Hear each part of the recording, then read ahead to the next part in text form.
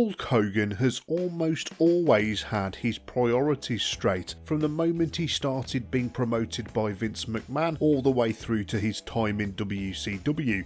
It was a case of, if it doesn't work for me, brother, then it's not happening. You can go into watching most Hogan matches knowing that he's either going to win, or if he's asked to lose, it's going to be dirtier than Jim Cornette's potty mouth. So for this video, I've selected only the very cleanest of wins. Sure, there are other examples of Hogan losing, but as I say, they range from being slightly soiled to absolutely filthy finishes. So let's have a look at the 5 lucky wrestlers who went over Hogan squeaky clean.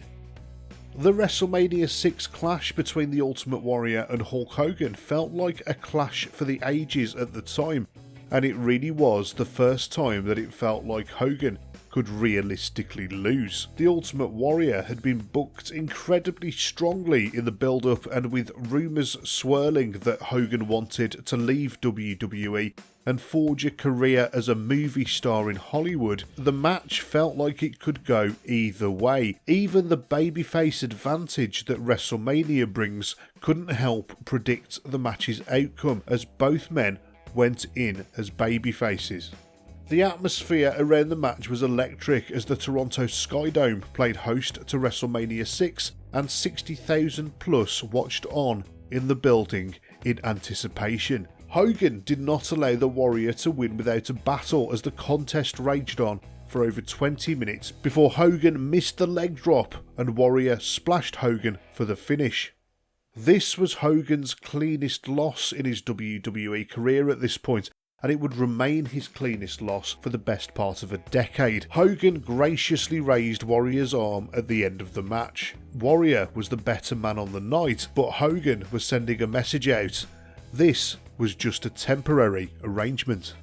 If you didn't witness it for yourself, you should need no further proof that Goldberg was absolutely considered to be the man in WCW in 1998, and his so far flawless booking continued well into the year with a match against Hogan for the World Heavyweight Championship. On this bonanza episode of Nitro, live from the Georgia Dome, Hogan did the right thing on the night and laid down for the 3 count in order for Goldie to achieve his destiny and win the big one for the first time. Of course, the controversy that surrounds the match is that this was on an episode of Nitro rather than pay-per-view, where if it was on pay-per-view it would have drawn mega money. But still, beggars can't be choosers. This was one of the cleanest losses Hogan had ever taken at the time.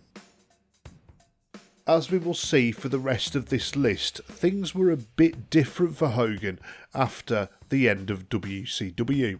It wasn't long before the Hulkster was back working for WWE in the early 2000s, and the politicking that Hogan had got up to backstage in WCW just wasn't going to wash back in the Federation. Sure, during his run in the 80s and early 90s, Vince was smitten with young Terry, but now things were different, and what a difference a decade makes. The WWE had weathered a full-on assault from enemy WCW during the 90s and had managed to pull themselves back from the brink of annihilation by finding superstars in the likes of Steve Austin and The Rock. The match between Hogan and The Rock at WrestleMania 18 was electrifying to say the least.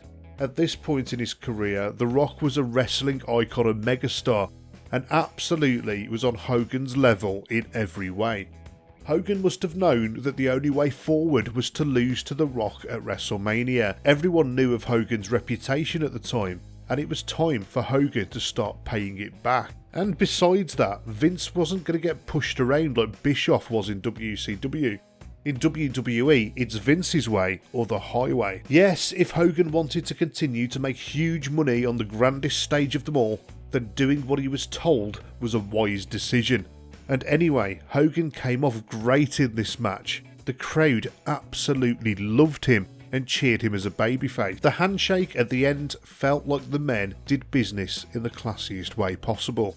When Hogan came back to WWE and turned face after his match against The Rock, we all knew it wouldn't be long before he ran into the high knee of Triple H. WWE's ultimate heel at the time. Hogan defeated Triple H at Backlash for the WWE title, and everyone was happy to see Hogan raise the belt again in what was basically a bit of nostalgia. Hogan was back in the red and yellow at the time, and Triple H's reign of terror was only just getting underway.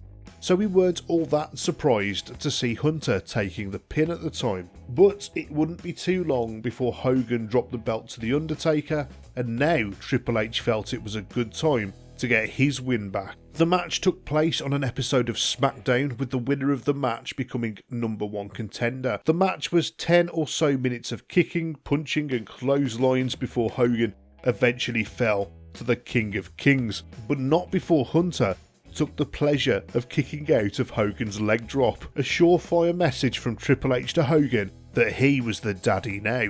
A feather in the cap of everyone's favourite Olympic gold medalist and all-around bald athlete Kurt Angle here, and yes, it was a part of Hogan's nostalgia tour back with Vince, and another case of him having to do what he was told if he wanted to carry on making nice money. The match took place at the King of the Ring and was a huge boost for Angle, who made Hogan tap out to the Angle lock. Not many people can say that they've made Hogan tap out, but Hogan tapped decisively in the middle of the ring for Angle to pick up the victory. So there you go, there's 5 superstars who defeated the immortal Hulk Hogan cleaner than your mom's dishwashing.